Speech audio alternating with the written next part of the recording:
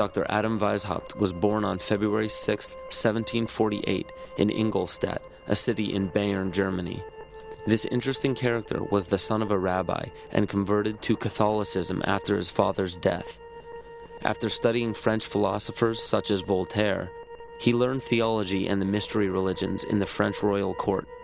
World-famous banker Mayer Amschel Rothschild of the Rothschild dynasty chose Weishaupt to create the Coven of Golden Dawn, which is to this day Rothschild's private coven. Amschel Rothschild, for those who are unaware, instigated the American Revolution, America's supposed liberation from Britain. Rothschild instructed Weishaupt to create the Ancient Illuminated Seers of Bavaria. This is better known as the Order of the Illuminati. The name means the bearer of light, the illuminated or enlightened one, which is also another name for Lucifer. The Areopagite, or tribunal, was the inner circle of people in this supreme order, and were the only ones privy to the secret meetings. In Nesta Webster's book, World Revolution, she states, the art of Illuminism lay in enlisting dupes as well as adepts, and by encouraging dreams of honest visionaries or the schemes of fanatics, by flattering the vanity of ambitious egotists, by working on unbalanced brains, or by playing on such passions such as greed and power, to make men of totally divergent aims serve the secret purpose of the sect. People with money were welcomed but kept oblivious to actual secrets. The purpose is to win power and riches, to undermine secular or religious government, and to obtain the masters of the world. The goal of the order was and still is to one day deliver the human race from all other religions and into a single religion. Progression through the political and religious hierarchy was obtained by blackmail in the form of bribing people in power with sex from local prostitutes. In the 16th and 17th century, high-ranking officials in political or religious organizations were liable to be sentenced to death for such acts. In 1780, Baron Franz Friedrich Knigge was also recruited. He was the most instrumental person in the marriage of the Masons and the Illuminati. This allowed the Illuminati to expand rapidly with the use of Masonic lodges. On August 29, 1781, Congress of Wilhelmsbad declared the alliance official. Those in attendance were put under oath never to reveal what took place in that meeting. Comte de Virieu, a Mason from Martinez de Lodge at Lyons, was questioned about the meeting upon his arrival home. He stated, "I can only tell you that all of this is much more serious than you think. The conspiracy which is being woven is so well thought out that it will be, so to speak, impossible for the monarchy and the church to escape it." He later denounced the Illuminati. Sir John Dee. John Dee was a servant to Queen Elizabeth Tudor of the Tudor dynasty. He was the head of the British Secret Service, MI5. He was also known for the practice of black magic and his affiliation with occult rituals. Occult means hidden within conscious realms. If you are unaware of the occult paganism's dominance in the world to this day, pay close attention. Pagan symbols, gods, rituals, and doctrines are the basis for most every religion practiced throughout the world. For example, the symbol of the cross is derived from the vertical masculine line and the horizontal feminine line connecting in tantric union to create motion or vibration. As with all vibration, energy is created and begins to spin the cross, giving us the symbol of the swastika. This is why you see the swastika used in many ancient spiritual or religious images. As said before, pantheistic rituals are prevalent in all monotheistic religions today. Circumcision is a pagan ritual marking males in a ceremonial fashion. Weddings are pagan by nature in the wearing of a ring, which originally symbolized the ring of Saturn. Funerals follow the same pagan-derived ritual when a sacred geometrical tomb is placed over a grave to embody or immortalize the spirit. Baptism is a ritual to submerge a child in holy water to symbolize the renewal of life, just as rain replenishes the earth. One of the meanings of the Holy Grail is the womb and menstrual blood. It also refers to the emptiness of the mind, filled with unlimited life force, the blood of Christ. This ritual was taken over by the Patriarchal Society. Males could not give life as women do, so to symbolize a male giving life was to draw blood, which could only be done by injury. In ancient Egypt, the goddess Isis was the personification of wisdom. Pharaoh Akhenaten changed the worship to himself as he proclaimed himself Amun-Re, the sun god. The word Amen at the end of a prayer spawned from the praise given to Amun-Re. From there, the Hebrews left Egypt and traveled north into the Middle East, where they encountered the Canaanites, who worshipped the god of Saturn, El. The merging of these three gods became the name of the Holy Land today, which is known as Isis, Re, El, or Israel. 98% of Judaism is based around the worship of Saturn, and the sacred day of worship is Saturday. The worship practiced on Sunday is originated from the Egyptians, who worshiped the sun god. Most people simply pass these things off and never question their origins, but this just scratches the surface of the pagan philosophy still present today. It is not only found in religions, it is right here in our very own backyard.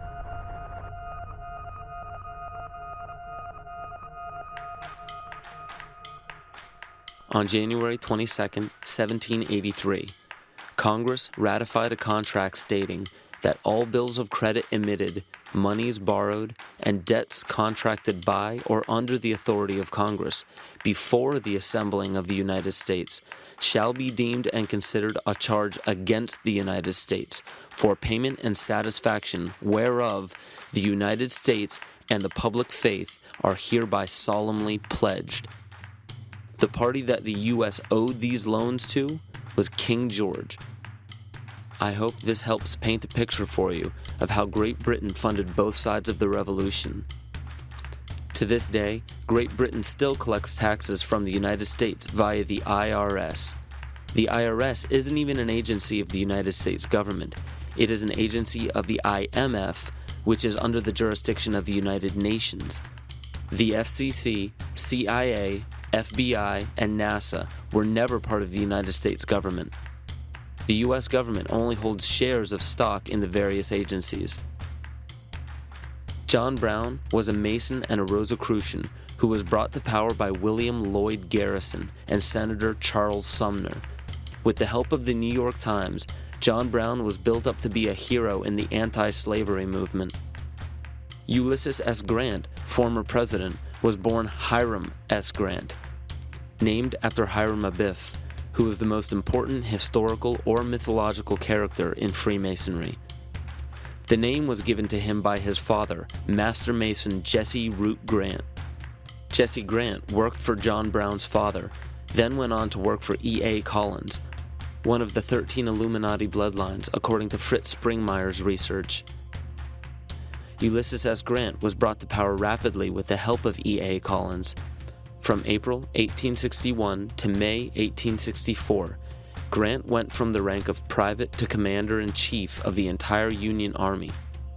Once Grant was appointed president, his cabinet consisted of 8 Freemasons, including Alphonso Taft, William Taft's father, who was also the ancestor of Bill Clinton, Jonas Mills Bundy, also one of the supposed Illuminati bloodlines, who was presidential advisor to Grant as well as the next 2 presidents, and a cabinet member, Columbus Delano, who was Franklin Delano Roosevelt's grandfather. November 21, 1933, President Franklin Roosevelt wrote, "The real truth of the matter is, as you and I know, that a financial element in the large centers has owned the government ever since the days of Andrew Jackson." Lincoln's half-brother worked for Louis Cass Pasteur in the Merovingian dynasty. Pasteur owned Jekyll Island, which was where the Federal Reserve Bank was created. In the mid-1800s, Lincoln and the Whigs were trying desperately to keep Andrew Jackson from establishing a gold standard called the Independent Treasury System. Lincoln and his party fought to set up a central bank, making such public speeches as, "Under a gold and silver standard, all will suffer more or less, and very many will lose everything that renders life desirable." Lincoln's statement resounds elements of scare tactics, as this entire speech, as well as other speeches on the matter, gave no real evidence or explanation for the concerns of the gold standard. In the early 1900s, after a failed attempt for Woodrow Wilson to set up what was called the League of Nations following World War I, Wilson and his advisor, Colonel House, set up the Institute of International Affairs. This institute had two branches, one set up in England called the Royal Institute of International Affairs, and the Council on Foreign Relations was incorporated as the American branch. Founding members included Colonel House, J.P. Morgan, John D. Rockefeller, and other tycoons at the time. A national income tax was declared unconstitutional in 1895 by the Supreme Court, but a constitutional amendment was proposed in Congress by Senator Nelson Aldrich. This makes much more sense when you notice that Nelson Aldrich was also known as being the authentic voice of J.P. Morgan, and later married into the Rockefeller family. 27 to 35% of American workers' pay is taxed, and this money goes to the central bank called the Federal Reserve, or the Fed. For those of you who are unaware of what the Federal Reserve Bank is and what it is capable of, it is a non-government-owned bank that provides the U.S. with all of its currency.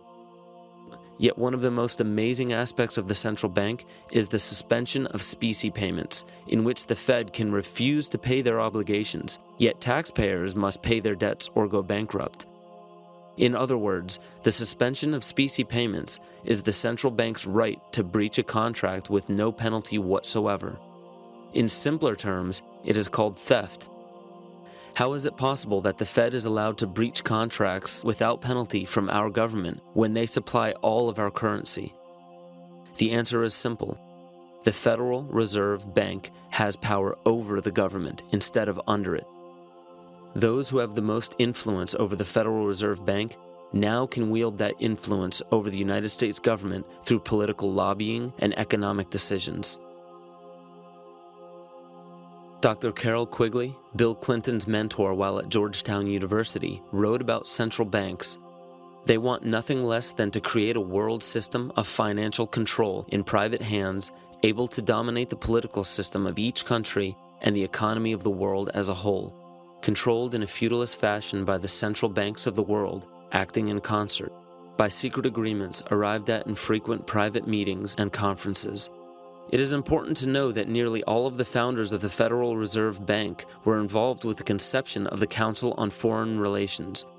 Since 1934, we are now finding that all secretaries of war or defense, since Henry L. Stimson, almost every head of CIA since Allen Dulles, nearly all presidential candidates, Dwight D. Eisenhower, JFK, Richard Nixon, and Bill Clinton were all members of the CFR. George Bush Sr. was actually CFR director from 1977 to 1979.